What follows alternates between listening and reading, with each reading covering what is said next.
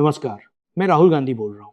अपने न्यूज़लेटर के इस अंक में मैं आपको बताना चाहता हूँ कि पिछले कुछ हफ्तों में क्या-क्या हुआ है। पूरे भारत में छात्र उस शिक्षा व्यवस्था के खिलाफ उठ खड़े हुए हैं, जो उनकी उम्मीदों को कुचल देती है।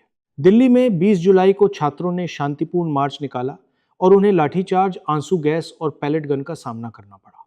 शिक्षा मंत्री धर्मेंद्र प्रधान ने इस्तीफा दे दिया। ये इस्तीफा एक जीत है, लेकिन इससे न्याय की लड़ाई खत्म नहीं होती। पेपर लीक युवाओं की जिंदगी बर्बाद कर रहे हैं। 2014 से अब तक 152 पेपर लीक मामलों ने 7.5 करोड़ छात्रों और उनके परिवारों को प्रभावित किया है, लेकिन इनमें से किसी भी मामले में किसी को सजा नहीं हुई है। मैंने देहरादून में हमारे छात्रों की गूंज कार्यक्रम में इस बारे में बात की थी। छात्रों ने मुझे बताया कि अब दो रास्ते हैं, एक ईमानदारी और कड़ी मेहनत का, और दूसरा पैसे और लीक हुए पेपर के जरिए सफलता पाने का। यह कोई परीक्षा प्रणाली नहीं है, बल्कि ये तो वसूली करने की मशीन है।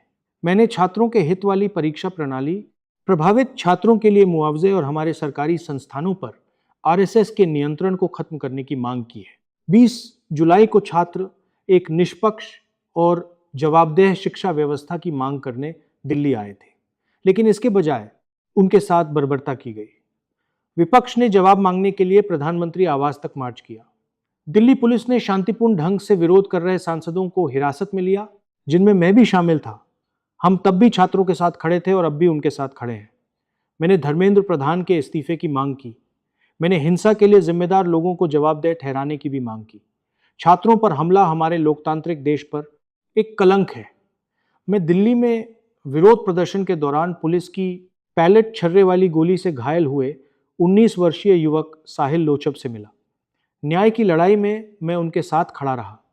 मैंने दिल्ली में मोहम्मद इरफान से भी उनके घर पर मुलाकात की। उनका साहस हमारे युवाओं की क्षमता को दर्शाता है। मैंने शांतिपूर्ण प्रदर्शन कर रहे छात्रों पर हुए बर्बर हमले की निंदा की है और उच्चतम स्तर पर कार्रवाई की मांग की है। मैंने प्रधानमंत्री से माफी की मांग की है। प्रधान का इस्तीफा सिर्फ पहला कदम है।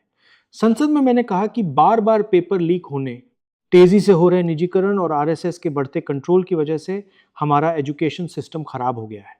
जब मैंने स्टूडेंट प्रोटेस्टर्स पर गोलीबारी के लिए सीधे तौर पर गृह मंत्री को जिम्मेदार ठहराया, तो स्पीकर और सत्ता पक्ष के लोगों ने मुझे रोक दिया, मेरा माइक बंद कर दिया और सदन की कार्यवाही स्थगित कर दी।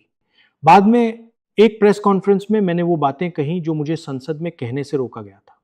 मैंने अमित शाह के इस्तीफे की मांग की और जोर देकर कहा कि जब तक पुलिस की बर्बरता के लिए जिम्मेदार हर व्यक्ति को जवाबदेह नहीं ठहराया जाता, तब तक न्याय अधूरा रहेगा। मैं दूसरे तरीकों से भी छात्रों के साथ रहा हूं। मैंने भूख हड़ताल पर बैठे उन छात्रों के साथ मीडिया को संबोधित किया जो प्रधान को हटाने की मांग कर रहे थे।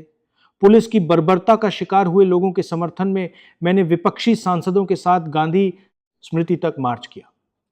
इन मुद्दों को उठाने के लिए मैं संसद में अपने साथियों के साथ शामिल हुआ। मैंने कार्यवाही और पेपर